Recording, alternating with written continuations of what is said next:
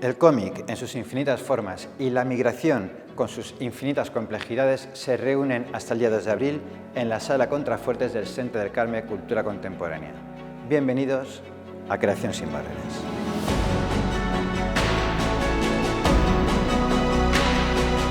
Pues aquí estamos en la Sala Contrafuertes del Centro del Carme, acompañados de Laia Pitarch. Hola Laia, ¿qué tal? Hola. Buenos días. Y Marc Ferri. Ambos son docentes de secundaria y miembros del aula didáctica de la diáspora mediterránea. Vamos a primero explicar un poquito qué es este aula didáctica de la diáspora mediterránea. ¿Cuánto tiempo lleváis metidos en este proyecto? Vale, bueno, el proyecto empezó el curso pasado y yo fui un poco el encargado de arrancarlo y empezamos a hacer algunas actividades, algunos talleres en centros de secundaria y este curso es el que ya hemos empezado completamente, o sea, con todo su desarrollo, centrados especialmente en nuestra sede de Burriana, desde donde recibimos visitas de centros de secundaria y centros de primaria. Correcto. Para conocer la realidad de las migraciones, sobre todo en el contexto mediterráneo, porque las migraciones es un, digamos, es un... Exacto, claro. Es una situación, un fenómeno muy global, enorme, vamos...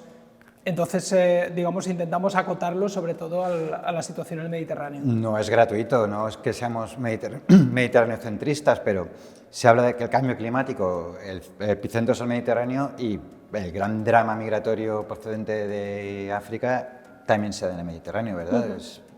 De hecho, las aulas didácticas, ¿no?, tienen como un subtítulo que dice aprender en otros contextos.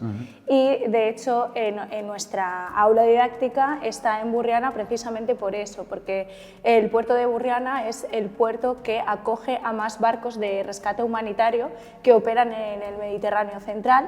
Entonces es por eso también que a través, ¿no?, de dar voz a la tarea y a la actividad que se están haciendo desde esta ONG y desde estas ONGs y también pues, el apoyo social que hay en Burriana, pues hace que nos hayamos trasladado allí para que el alumnado lo comprenda, ¿no?, y que vea lo que está pasando, porque al final la conexión, ¿no?, con el puerto, que está muy... o sea, que está bueno, muy cerca, ¿no?, de todo el mundo, pero realmente, sobre todo, la gente más joven, pero también la población en general, no es consciente de que estos barcos están allí amarrados durante muchos meses, ¿no? Claro, hablamos de incluso el Open Arms y todos los que han estado ahí partiéndose la cara contra las autoridades en general, ¿no? Exacto, o sea... Generalmente hay entre 5 y 7 organizaciones moviéndose por el entorno del puerto de Burriana y uno de los referentes es Open Arms, aunque la mayoría son ONGs alemanas. Sí, bueno, el Open Arms es el más famoso, por lo menos en España y no sé ya si en el mundo, porque tiene hasta su propia peli y todo. O sea que, claro, sí, sí. Hago un pequeño paréntesis para explicar que ni Laia ni Marc son los comisarios de la exposición. Los comisarios son David Fernández y Liliana Marín de Mas. La expo viene de Barcelona y luego estará en Alicante. Entonces, ¿cuál ha sido vuestra función en la organización de esta expo que nos rodea? Claro, primero de todo, digamos, la organización, ¿no? Es cierto que cuando se empezó con el aula didáctica, que en ese momento solo estaba Marc, él vio la exposición, le pareció que el tema era muy interesante para trabajar con el alumnado, porque, digamos, nuestro público, por decirlo así, es todo alumnado de infantil, primaria, ciclos formativos, secundaria, ¿no? Entonces siempre tenemos que tener esta mirada pedagógica y didáctica. Entonces, desde ahí pues, fuimos a visitarla, la exposición allí en el Museo de la Inmigración de Cataluña, nos pareció también pues, muy interesante y lo que hemos hecho fue traerla aquí, nos cedieron los permisos para poder reimprimirla aquí y eso por un lado lo que vendría a ser la exposición y encargarnos, ¿no?, de toda la logística del montaje, desmontaje, etcétera, pero también un aspecto que nos parecía muy interesante era abordar o incorporar esa mirada como más pedagógica. Entonces, claro, como nosotros trabajamos con diferentes centros, muchos de ellos a través de una nueva asignatura que se ha incorporado este año, que es proyecto interdisciplinar, estaban abordando este tema, nosotros lo sabíamos, y entonces también hemos intentado buscar experiencias, trabajos que se estaban haciendo en las aulas sobre esta temática para poder también incorporarla en la exposición. Y después también por el convenio que tenemos con diferentes también entidades y las colaboraciones que hacemos continuamente con ACNUR y con Médicos Sin Fronteras, lo que hicieron también es aportarnos material real que ellos utilizan en sus misiones para también poder acompañar y explicar más esta perspectiva más actual, ¿no? Correcto. Y cómo se percibe, ¿no?, por parte del alumnado. Aquí justo detrás de donde estoy yo sentado es donde se muestran algunos de los trabajos que habéis elegido, ¿verdad?, de los resultados de vuestra actuación, que la verdad es que están muy chulos, composites ahí de los estudiantes explicando, dando su opinión respecto a este fenómeno. Yo quería comentar también Comenta. que realmente el paso por Valencia es un paso más en un itinerario que esperamos que sea muy largo de esta exposición, porque va a viajar a Alicante, la estrenamos en Burriana, porque queremos tener una presencia importante en Burriana, que es nuestra sede, digamos, y la idea es que probablemente de cara al año 2024 siga itinerando, porque como la copia, digamos, de la exposición pertenece al aula didáctica, claro, le vamos a querer dar bastante movimiento. Entonces está abierto a futuras itinerancias, pero siempre con esta mirada pedagógica, o sea, siempre buscando que haya una relación con el alumnado. Por eso mismo, por ejemplo, vamos a hacer, igual que ya hicimos en Burriana, varios días de talleres con alumnado de secundaria que visitan la exposición y hacemos trabajo con ellos para analizar tanto los contenidos como la parte estética del cómic y el atractivo didáctico de los cómics. Me quería reservar lo de los talleres, supongo que consisten hacia el final, no, pero no pasa nada. O sea, está muy bien el recorrido de la exposición, que empieza con las obras, las referencias a las obras de cómic durante todo el siglo pasado hasta la actualidad, que han tratado el tema, y acaba con este eco final, ¿no?, que se produce en los alumnos. Por donde yo iba es que, como sabéis, está viviendo un auge de la xenofobia y de la ultraderecha. ¿Estáis plantando semillas hacia el futuro? Bueno, más que el futuro, ¿no?, yo diría el presente. Muchas veces, o sea, sobre todo cuando estamos trabajando con el alumnado, claro, hay una cosa que les impacta mucho, ¿no?, que es la injusticia y el como no poder hacer nada a priori por cambiar estas situaciones. Y eso realmente yo creo que es una herramienta, ¿no?, para desarticular esos discursos de odio que nosotros en los centros educativos es una de las problemáticas, aparte de muchas otras que hay en la actualidad, pero que sí que es cierto que hemos visto como en los últimos 5 años ha habido un repunte, ¿no?, y una legitimización, sobre todo por el perfil serían chicos jóvenes, sobre todo, que tienen este discurso, ¿vale? Y entonces cualquier acción que podamos hacer para replantear y desactivar estas actitudes, pues pienso que es un paso, ¿no?, hacia adelante. Pero sí.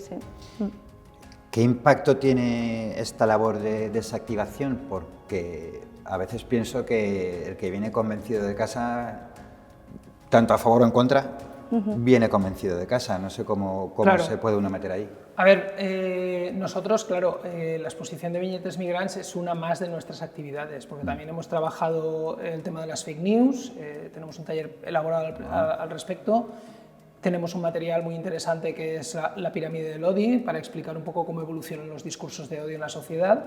Entonces sí que es un tema que nos preocupa y que nos ocupa, ¿no? En todo caso, a lo que estabas preguntando, yo siempre, cuando tratamos estos temas en el aula, siempre la sensación que te queda es que has creado la duda en el convencido, ¿vale?, cuando tienes éxito, y sobre todo has cargado de argumentos, porque eso es lo que falta muchas veces, cargar de argumentos a las personas que entienden que el racismo está mal, pero que no tienen, digamos, las cifras, los datos para combatir el relato de odio. Eso es lo que creo que es nuestra labor más importante. No sembrar la duda, dicho así, a lo mejor parece poca cosa, pero a mí no me lo parece, vamos, en estas generaciones pues, nuevas que están pasando en un momento de la vida en la que se está formando la personalidad, que tengan una convicción que quizá han traído desde su casa y que a partir de ahí la cuestionen. Es una forma de empezar a cuestionarse el mundo en general y aprender de verdad, ¿no? Y formarse como ciudadano. Claro, a ver, es que el discurso de odio al fin y al cabo es un discurso simplista, monolítico, que intenta explicar de una manera muy fácil y muy clara una realidad compleja. Entonces, cuando explicas la complejidad es cuando ese discurso se cae, porque las cosas no son tan sencillas como ellos han creído o han aprendido a través de redes sociales o a través de lo que escuchan en casa. Entonces es cuando... Y de adultos, yo creo que esa es la vía. Y de adultos muy adultos, ¿no? Sí, claro, claro. De hecho, lo más interesante ya no es simplemente pues, las acciones que nosotros podamos hacer, que son acciones puntuales, pero sí que se ve una transformación en las clases en las que los docentes y las docentes se implican y están trabajando, ¿no?, durante un tiempo determinado y con más profundidad estos aspectos. Ahí sí que, sobre todo, hablándolo con algunas docentes cuando nos visitan, hay un patrón también que se repite mucho, ¿no?, de esta persona en el resto de materias no estaba para nada implicado, pero de repente nos hemos puesto a realizar este proyecto y se ha unido como el que más, ¿no? Y sobre todo el perfil que hace este clic y que de repente se implica muchísimo en esto, en muchas ocasiones, o yo pienso que si no se trabaja, son personas que fácilmente, ¿no?, pueden caer en esa reproducción de esos discursos de odio. Correcto. Entonces, y además que estas personas realmente dentro del grupo pues tienen ese liderazgo y por tanto si esa persona cambia su discurso, es muy fácil que el resto también lo cambien, ¿no? Entonces es muy interesante eso, ¿no?, el ir haciendo red entre todos, porque al final, bueno, la educación o el estar en un instituto es durante un tiempo determinado, ¿no?, pero hay muchos más agentes ahí que tienen que trabajar en ello. Claro, y a fin de cuentas también están conviviendo con migrantes o con hijos de migrantes que sí que se han integrado, así que hay que llevar cuidado ahí. En el fondo están viviendo la realidad de primera mano. Sí, a ver, en ese sentido yo creo que yo soy soy bastante optimista en el sentido de que, claro, estos discursos antimigratorios y demás, a medida que las personas racializadas y las personas migrantes tienen más presencia en los centros de secundaria, caen por su propio, o sea, queda claro que son falsos, o sea, que es mentira, pero cae por su propio peso. Es mucho más fácil elaborar este discurso frente a alguien desconocido. Claro. Pero si tú estás rodeado de personas que entran en ese perfil, es que no se mantiene. Entonces yo creo que a la larga esto no, o sea, estos discursos no triunfarán. Ojalá tengas razón. Vamos a entrar un poquito en qué es lo que espera al público en la sala Contrafós del Centre del Carme. Habéis elegido el lenguaje del cómic y a lo mejor alguien puede llegar a la conclusión que el cómic es más cercano a la juventud, aunque, como bien sabemos, el cómic ya se hizo mayor hace cantidad de décadas. Desde que nació. En realidad desde que nació. Ya sabéis, la etiqueta que se ponía que era como para niños. ¿Por qué el lenguaje del cómic en general?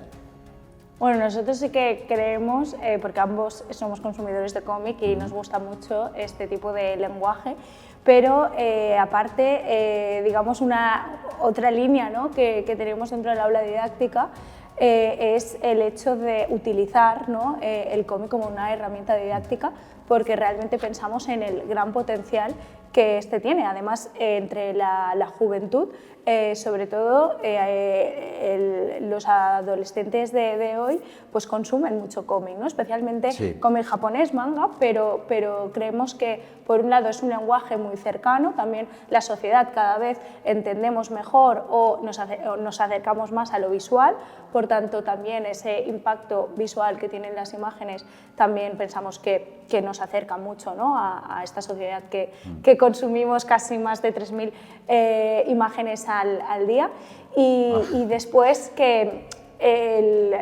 bueno, con todo el relato, ¿no?, que se explican cosas muy complejas, pero de una manera como a priori muy sencilla, ¿no? Pero no dejan de abordar muchos aspectos, porque por ejemplo a veces es muy interesante analizar o una tira o una viñeta sola, pero es que esa viñeta tiene mucho contenido, ¿no? Claro. Y mucho jugo que sacar, y está ahí como muy concentrado, y creemos que es una herramienta muy potente.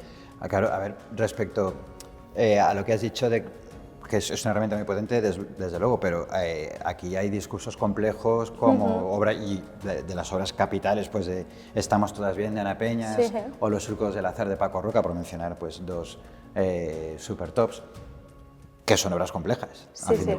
El trasfondo es realmente complejo. ¿Alguno de vuestros alumnos se ha enganchado a un cómic así, pues que exige un poquito más de reflexión? A ver, yo ¿O creo que en hacéis general seguimiento o no? este es el reto que nosotros nos planteamos, porque realmente, o sea, digamos, el reto es dar cabida al cómic dentro de los centros de secundaria, porque la situación que se está viviendo desde hace bastantes años, y ahora yo creo que se ha agravado con la pandemia, es de cierre de bibliotecas escolares. Entonces la biblioteca se ha quedado como un poco fuera de contexto, los libros cada vez se cogen menos por parte del alumnado, y entonces lo que nosotros planteamos es que el cómic, la introducción del cómic, puede ser una vía también de reflotar esas bibliotecas escolares y de apoyar otras maneras de aprendizaje, ¿no? Estoy absolutamente de acuerdo con lo que has dicho. Vamos a ver cómo está distribuida la expo. Empezamos con el exilio español, sobre todo de la época del franquismo. Supongo que para que se vea que nosotros fuimos ellos, ¿no? Cómo lo planteasteis así. Y además, más interesante todavía, reflejando publicaciones de la época y del cómic actual. ¿Qué diferencias hay de concepto entre una cosa y la otra? A ver, exacto. Es que David y Liliana, que son los comisarios y los que diseñaron la exposición, digamos que se retrotrayeron a los orígenes del cómic en España, Segunda República, Guerra Civil, y claro, es lo que ellos, la etapa del exilio y del gran trauma, que sería la segunda etapa, es ese momento de transición entre Guerra Civil y primer franquismo, ¿no? Y claro, es que ahí hay un volumen de cómics increíble, en primer lugar porque es la época dorada del cómic, en su momento, y en segundo lugar porque ese gran trauma que fue la Guerra Civil y la posguerra está muy retratado por los autores de cómic contemporáneo. Es que entronca muy bien con la corriente que está habiendo ahora de recuperación de la memoria histórica. O sea, yo creo que el cómic en ese sentido ha sido delantero. Sí, se está inspirando mucho. El cine ya lo tocó hace tiempo, pero el cómic ha llegado ahora y le está dando una vuelta, ¿no? a la cuestión. En la siguiente parada que llaméis de gran trauma al underground, que es de la durísima posguerra de los años 50 y 60 hasta la transición, ¿no? Lo que rescatáis de los años 50 y 60 de aquella época, cuando se lee de mayor se ve ahí el pozo de tristeza, ¿eh? No habéis puesto nada de Carpanta, por ejemplo, que lo conoce todo el mundo, pero Carpanta contaba las penurias del pueblo español de aquella época. De hecho, aquí la mayoría de tiras, ¿no?, que recogieron, porque tanto Liliana como David comentaban, ¿no?, bueno, y en esta época, o sea, ¿cómo se representa la migración?, ¿no? Y entonces, finalmente, analizando los diferentes archivos, ¿no?, concretaron que una de las representaciones más claras eran a través de estas mujeres que vivían en el entorno rural, que por la situación económica del país deben marcharse a las grandes ciudades a trabajar, y que muchas de ellas, ¿no?, trabajan como criadas. Entonces hay muchísimas viñetas de esta época representando a estas mujeres, ¿no?, como torpes, como analfabetas. Totalmente. Y por ejemplo, en el taller analizamos unas de estas viñetas, ¿no?, y siempre les pregunto, ¿pensáis que si mañana fuésemos a presentar esto a un periódico nos lo iban a publicar? Y digamos que las dos principales conclusiones no era que no, porque el tipo de humor ha cambiado y este tipo de humor actualmente no nos hace gracia, y después la otra porque son muy ofensivos, ¿no?, contra este colectivo. Claro, claro, porque eran pues la gente, pues que servían a los señoritos, ¿no? A los señoritos y a las señoritas. Entonces, poniéndonos el espejo por lo que nuestros antepasados ya vivieron, llegamos hacia el final con las migraciones globales, que es lo que nos ocupa y preocupa en estos momentos. Esas obras son más desconocidas, ¿verdad? ¿Llegan menos al público o es una impresión mía? Bueno, yo no diría... Las obras de cómic que tratan las migraciones desde los años 90 aproximadamente, que es cuando explotan. A ver, a lo mejor es cierto que los cómics más conocidos, me da a mí también esa sensación, son los que tratan el exilio, guerra civil. En el caso de Ana Peña sí que ha tocado más la época, digamos, del franquismo, pero bueno, sí, los testimonios más contemporáneos a lo mejor no son tan conocidos, y mira que hay cosas muy potentes, como La Grieta, por ejemplo, que explica muy bien. Lo que pasa es que, claro, yo creo que las migraciones contemporáneas tienen también esta imagen de fenómeno muy complejo, difícil de abarcar, difícil de explicar, que igual complica un poco o hace que algunos autores no se metan tanto. No solo es complejo, sino claro que además está ocurriendo ahora y es muy difícil de aportar una visión global, ¿no? Claro, ahí bueno, hay diferentes narrativas, ¿no? Por un lado, una de las más utilizadas también por la mayoría de autores, ¿no? Que es su propia autobiografía.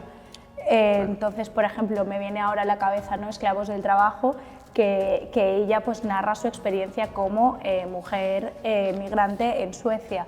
Y el otro día, montando la exposición, lo vio una compañera de aquí del Carme, y se lo explicamos, ¿no? Y dijo, sí, mira, pues como mi experiencia en Londres, ¿no? Y fue como sí, existe ese espejo, porque ella está narrando este tipo de migraciones que todo el mundo, o la gente de mi generación, tenemos diversas amigas, amigos que se han tenido que ir fuera en algún momento determinado. Bueno, está pasando, es que yo no sé por qué hablamos tanto en pasado, si están en los telediarios todos los días la gente en este caso, claro, fíjate, en este caso la gente mejor preparada en universidades de la Comunidad o del resto del Estado español se están yendo fuera. O sea, es lo contrario de Alemania, Pepe, que era pues gente que aquí no encontraba trabajo, y allí sí, de lo que fuera, de cualquier cosa, y aquí resulta que se están yendo los más preparados, fijaos. La complejidad es grande, sí. Sí, de hecho... y la ironía.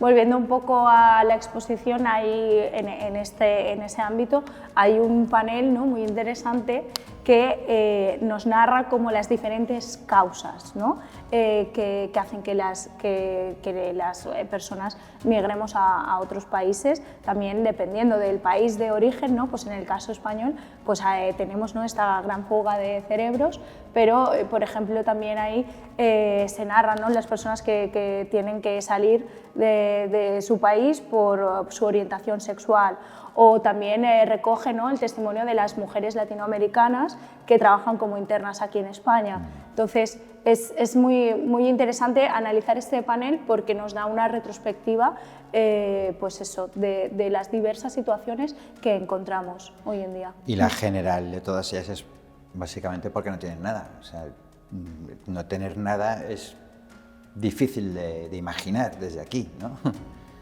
Es lo que supongo que habrá que machacar bastante para que la gente se lo imagine. Sí, bueno, a ver, en el caso, por ejemplo, de migrantes africanos, una de las cosas una cosa que quería yo resaltar es que hay distintas cuestiones relacionadas con las migraciones, distintas realidades, que cuando las explicas al alumnado les choca, pero por puro desconocimiento. Entonces, ¿Como por ejemplo? En el caso africano, que es lo que iba a explicar, cuando les explicas que África es el continente que tiene más guerras en activo, lo desconocen completamente, porque tenemos un imaginario marcado por la guerra de Ucrania, guerra de Siria, algunos la conocen también, no todos, no creo. Pero las guerras africanas son guerras invisibles. Entonces, claro, cuando haces la comparativa y dices, claro, es que los ucranianos que estamos acogiendo porque están huyendo de la guerra, eso está muy bien, pero es que ignoramos que la mayor o buena parte de la gente que viene en patera huye de una guerra también. Claro. Entonces, claro, aplicando la misma vara de medir, deberíamos ser mucho más generosos con esta gente. Claro. Y volviendo un poco a lo de antes, otra cosa que el alumnado, claro, son alumnos de la ESO, en algunos casos no han estudiado todavía historia contemporánea, pero hay muchos alumnos que esta idea de que en España durante los años 60-70 nosotros éramos los emigrantes y nosotros éramos los que emigrábamos muchas veces de manera irregular, porque no se hacía ningún acuerdo previo con el país, sino que en muchos casos la gente iba allí y se plantaba. Cuando eso lo explicas al alumnado pues de 12, 13, 14 años, se quedan muy sorprendidos. Desde luego, si no se lo han contado en casa, lo tienen que alucinar. Y si no han visto películas de la época, lo tienen que alucinar. A ver, que es normal, porque muchas veces se dice, es que no enseñan nada en los institutos. A ver, no lo han estudiado todavía. Están en una edad que están precisamente en el momento que tienen que aprender eso. Claro. ¿Vale? Pero sí que es interesante detectar pues eso, que no hay un discurso público sobre nuestro pasado migrante, ¿no? No aparece en los medios de comunicación, no. Claro, ellos no tienen esas referencias, como sí que tienen otras referencias que llegan por otros medios fuera de la escuela, ¿no? Esto se descarga completamente en la educación. También, además de los cómics reproducidos, también habéis incorporado objetos muy representativos del fenómeno migratorio, como salvavidas, cubertería que llevan de alguna manera ahí. ¿Son originales? ¿De dónde la habéis sacado? ¿Os la han prestado? ¿De dónde proceden? Sí, hay dos vitrinas, ¿no? Una está centrada, digamos, con materiales de Médicos Sin Fronteras que están vinculados a estos rescates humanitarios en el Mediterráneo. Y ahí tenemos pues, bien un kit de hombre, ¿no? Con las necesidades como más básicas que se les da una vez llegan al barco, ¿no? Que está pues, compuesto por ropa íntima, también unos packs de comida, etc. Y después está la otra vitrina, que es material cedido también original desde ACNUR, que es material que encontramos en los campos de refugiados. Entonces hay pues una manta, hay la cubertería que comentabas, etcétera, ¿no? Que en la vitrina está, claro, impoluta y limpita, pero ese no es su estado normal. Sí, bueno, es el material que utilizan las ONGs, en este caso no ha viajado. Pero es el material que se suele utilizar. Pero hay que proyectarlo un poco mentalmente porque no están así en esos campos. De hecho, una de las cosas que tenemos, que en este caso sí que ha viajado, a través de una cesión particular de miembros de una ONG de rescate, tenemos uno de los neumáticos que utilizan los migrantes en las pateras, porque claro, llevan eso o nada, y el viaje en patera es muy arriesgado, muy peligroso. Y es una cosa que se ve en los medios de comunicación día a día, claro, esa es la parte, digamos, más visible. Recientemente ha ocurrido la tragedia en Italia. Exacto, aunque otra de las cosas que sí que, hablando de temas que llaman mucho la atención porque son muy desconocidos, una de las ideas que intentamos desmontar es, evidentemente lo que está pasando en el Mediterráneo es una situación de crisis humanitaria muy grave, que hay que atender, que habría que buscar soluciones, que sería facilitar accesos más seguros y legales, pero hay que tener en cuenta que estamos hablando, pues, mirando números del 2019, los migrantes que llegan en patera no llegan al 5%. Entonces, claro, estamos prestando mucha atención a la llegada de migrantes africanos y se presenta muchas veces como si fuera una situación que hay que acotar como una sea, superoleada, drama, no sé qué. A ver, si te sobran migraciones, empieza a mirar, o sea, si te sobran migrantes, mira lo que está pasando en Barajas, ¿vale? Porque realmente es como entra la gente de la mayor parte del mundo.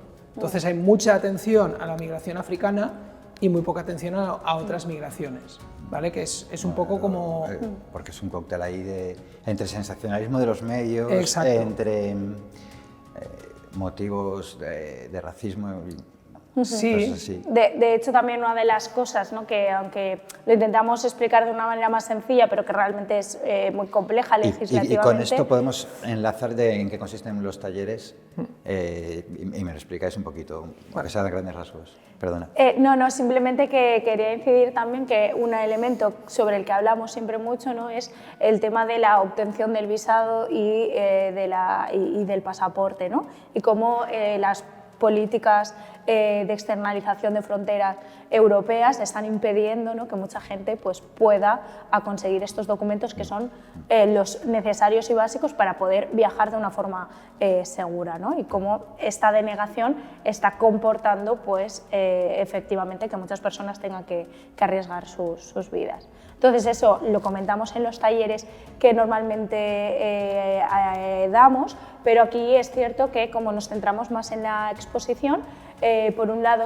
lo que solemos hacer es que vienen 2 grupos y de manera paralela cada grupo está haciendo una actividad. Un grupo está aquí en la sala haciendo un recorrido de la exposición, un recorrido participativo en el que ellas y ellos tienen que ir explicando a sus compañeros diversos elementos que hay en los paneles, todo eso pues guiado por uno de nosotros, ¿no?, y acabándole de dar el contenido.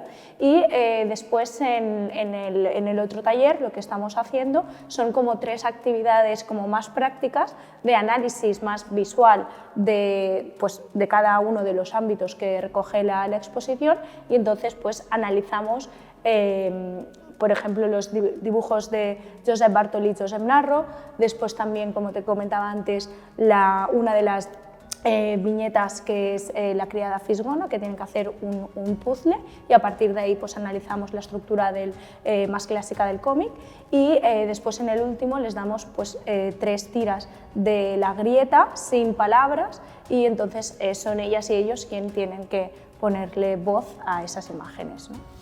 Fenomenal, se nos está acabando el tiempo. Os agradezco que estéis sembrando el futuro, porque el presente o el futuro más inmediato, ¿cómo lo veis? ¿Os da repelús?